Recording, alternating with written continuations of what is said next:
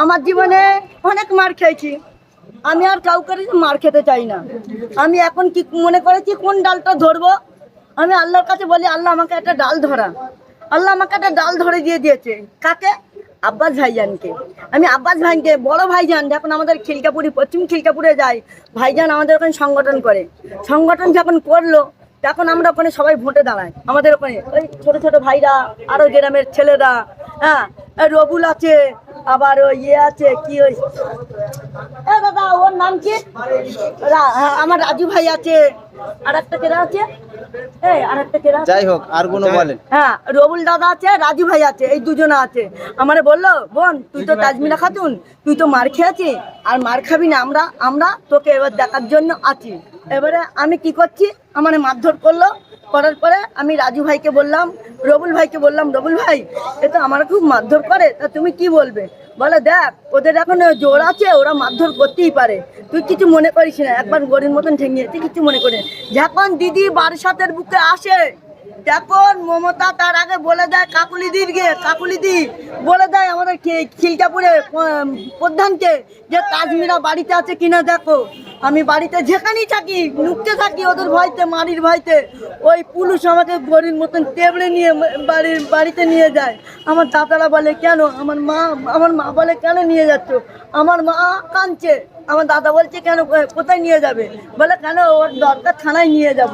আমাদের গ্রামের আশপাশের লোকেদের জিজ্ঞাসা করো, কেউ যদি মিথ্যে কথা বলে তা আপনাদের পায়ের জুতো আমি খাবো। ঠিক আছে, আমি একটা মিথ্যে কথা বলা মেয়ে না, আমি সত্যি কথা বলা মেয়ে, আমি সত্যির জয় করি, মিথ্যার কোনোদিন জয় হয় না।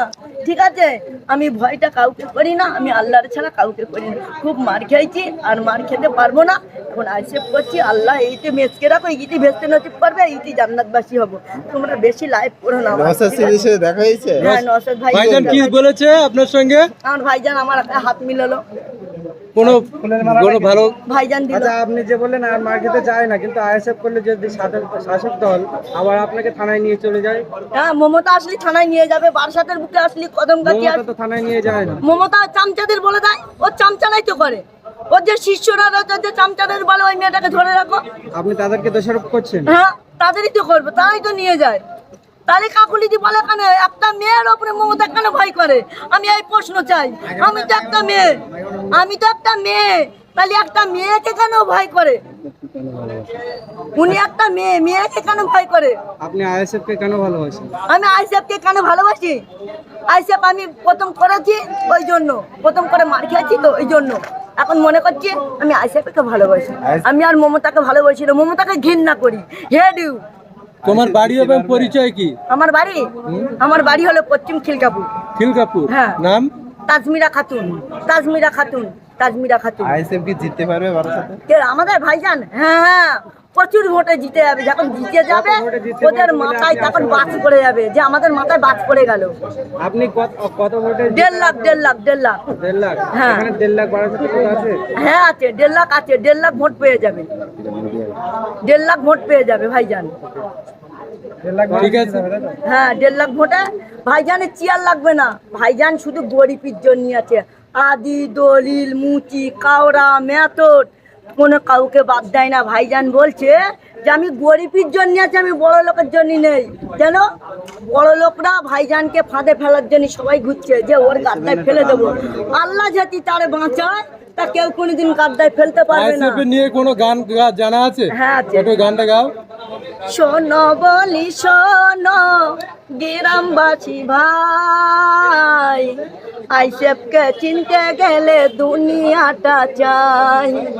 এত আমি দেখাচ্ছি তো দুনিয়াটা কি হয়, পরিণামে তোমরা ভুল করো না ভাই। আইসেফকে তো ভোট দিলে জীবন পেয়ে যাবে, তাই ওগো শোনো ভাইজান আমার, ওগো আমার বড় ভাইজান, তুমি কি আমাদের দিয়েছ? আল্লাহ আমাদের হেফাজতে কত দানে পরিণাম হলো। আল্লাহ তুমি দেখো, আসসালামু আলাইকুম। ওয়ালাইকুম সালাম। হ্যাঁ। লেখাপত্রকে আজকে বাধা দেওয়া হলো, এই বিষয়ে আপনি কি বলবেন? শুধু লেখাপত্র নয়, অধীর বাবুকেও দিচ্ছে, বিভিন্ন ডিস্টার্ব হচ্ছে। আমাদের আইএসএফ এর ব্যানার, পোস্টার ফ্ল্যাগ ছিঁড়ে ফেলে দিচ্ছে, ভয় পাচ্ছে, যে অন্যায়, এটা হচ্ছে গণতন্ত্রের পরিপন্থী। রেখা আমাদের ক্যান্ডিডেটকেও কথা দিয়েছে, ডিস্টার্ব করেছে। দেখুন, রাজনৈতিক মতাদর্শ যাকার যেভাবে থাকতে পারে, গণতন্ত্রের উৎসব যে কেউ তাদের মতো ভাবে পালন করবে। এই ধরনের ব্যানার ছিঁড়ে দেওয়া, আমাদের প্রার্থীকেও তো আটকেছে, ফ্ল্যাগ ছিঁড়ে দেওয়া, ফ্ল্যাগ পুড়িয়ে দেওয়া, ওয়াল পোস্টার ছিঁড়ে দেওয়া, এতে গাড়ির উপরে আক্রমণ করেছে, এটা অন্যায় করছে। এই তৃণমূলের সময় শেষ হয়ে এসেছে, সেই জন্য তারা এগুলো করছে, এগুলো অন্যায় করছে, গণতন্ত্রের পরিপন্থী। আপনার ভালোবাসার ছোঁয়ায় এত বড় সভা, এই ভালোবাসার ছোঁয়ায় ইভিএম বাটনে কতটা ছোঁয়া পড়বে? 100% পড়বে, 100% পড়বে। আমরা ইসিআর কাছে চাইবো ইভিএমে ভোট দেওয়ার ব্যবস্থাটা ঠিকঠাক করুক। মানুষ শান্তিপূর্ণভাবে নির্বিঘ্নে ভোট দিতে পারলেই আমাদের পক্ষে ভোট আসবে। বিধানসভা ভোটে যেমন আইএসএফ এর খামচিহ্ন সুইচ বসে গিয়েছিল, এবারে কি লোকসভা ভোটে তেমনটা দেখা যাবে? এই যে মানুষের সারা, মানুষের কাছে আশা করছি। তবে একটা কথা বলি, যে মানুষ এখানে এসে উপস্থিত হয়েছে, এইটা ভোটার নয়, সাইলেন্ট ভোটার আমাদের থেকে এর থেকে অনেক বেশি আছে। কারণ এখানে আসলে আপনারা জানেন যে অনেকে ভয় দেখায়, চমকায়, ধমকায়, এই করে দেবো, সেই করে দেবো, অনেকে ভয় আসতে পারে না। কিন্তু করোনার দিনের 4 তারিখে আপনারা দেখতে পাবেন আমরা অভূতপূর্ব আমাদের রেজাল্ট হবে। আশা করছি আমাদের পক্ষে রাজ্যের যেমন 17টা সিট দিচ্ছি, ম্যাক্সিমাম সিট আমাদের পক্ষে আসবে। আগামী পঞ্চায়েত ভোটের মতো যদি লোকসভা ভোটেও দিকে দিকে ওরকম সন্ত্রাস করে ঠাকুরদারের পক্ষ থেকে, তাহলে কর্মীদের উদ্দেশ্যে কি বার্তা দেবেন? আমরা সবসময় শান্তির কথা বলি, সম্প্রীতির কথা বলি, ঐক্যের কথা বলি। তবে একটা কথা, ইসিআই অনেক কথা বলেছে। আশা করছি ইসিআই এই সমস্ত বসিরহাট, এই প্রত্যন্ত এলাকাগুলোতে, বারাসাতের এই প্রত্যন্ত এলাকা, যাদবপুর, আপনার ডায়মন্ড হারবার, মথুরাপুর, জয়নগর, বনগাঁ, এই সমস্ত এলাকাতে আরো ভালো করে নজরদারি রাখবে যাতে শান্তিপূর্ণভাবে ভোট হয়, সে দায়িত্ব ইসিআই। আমি আশা করব পঞ্চায়েত নির্বাচনে যে নোংরামি হচ্ছে সে নোংরামি হবে না, কারণ ইসিআই কিন্তু পঞ্চায়েত নির্বাচনে যে নোংরামিটা হয়েছে সেটাও নাকি খোঁজ নিচ্ছে শুনলাম।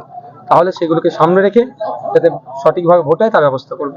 এই বসিরহাটের পাশের এলাকা সন্দেশখালীতে এই দেশের বাইরের দেশের আর কি কোনো পিস্তল পাওয়া গেছে এমন অভিযোগ উঠছে, বা কি বলবেন? এখনো কি আসে বলে আশা করবেন? কি আছে তো তদন্ত করলে বেরিয়ে আসবে, তবে আমি নাই এখন জোর গলায় বলতে পারবো না। যেভাবে ভাঙড়ে শওকত মোল্লা রায়, শাহজাহান শেখের লোকজন ভাড়া করে, অস্ত্র ভাড়া করে যে আক্রমণ করেছিল, খালের ওপর থেকে গুলি চালিয়েছে, এরপরে আমাদের কর্মী শহীদ হয়েছে, পা কেটে বাদ দিতে হয়েছে, তাহলে কি হেভি রেঞ্জের পিস্তল? আর যে গ্যালাক 17 নামে যে অস্ত্রটা পাওয়া গেছে সেইটা হচ্ছে তো আপনার বেলজিয়ামে তৈরি অস্ত্র, এখানে আসলো কি করে? তদন্ত করলে সত্য উদ্ঘাটন হবে, কে নিয়ে এসছে, কার মাধ্যমে এসছে, কে যুক্ত। আপনি প্রত্যেক দিনই জনসভা করছেন, প্রশাসন থেকে কতটা সহযোগিতা পাচ্ছেন?